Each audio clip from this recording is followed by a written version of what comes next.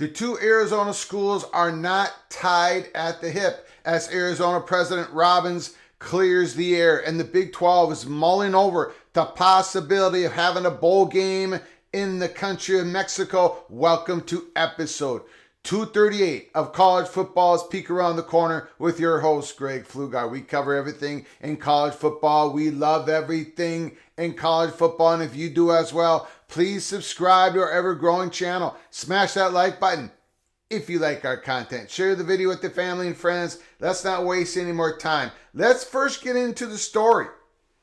We've been hearing about it for weeks.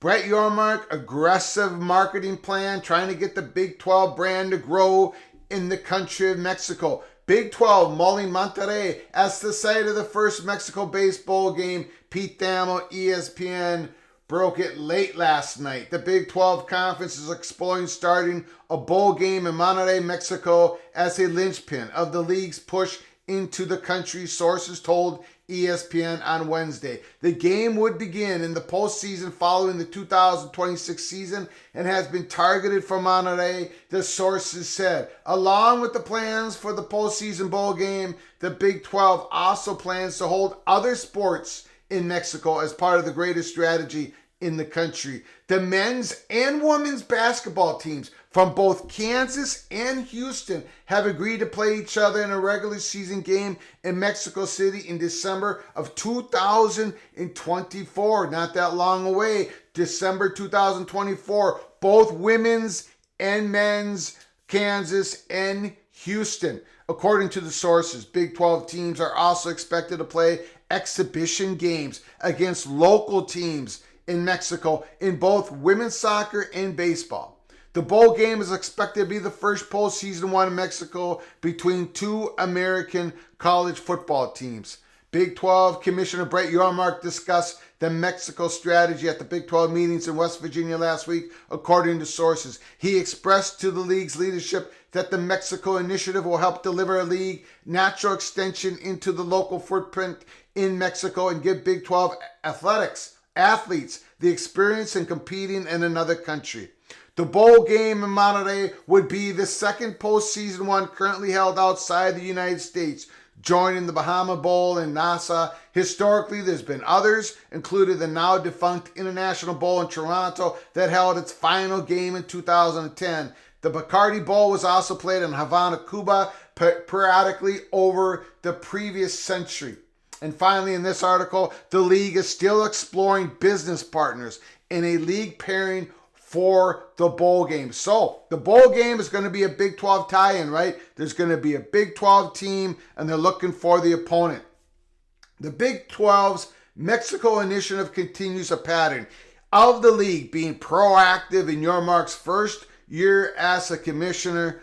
He brokered a 6-year television deal extension with ESPN and Fox that's given the league stability and negotiated the early exit of Oklahoma and Texas. So, the Big 12 mulling over the possibility of having a bowl game in the country of Mexico. And both women's and men's basketball teams of Houston and Kansas going to be playing against each other in Mexico, December of 2024. So Brett Yormark continues his aggressive branding, extending the Big 12 brand into the country of Mexico. It's going to be fascinating to watch, to see how it all plays out. Now let's get into Arizona, where we've been covering this Pac-12, Big 12 saga for months.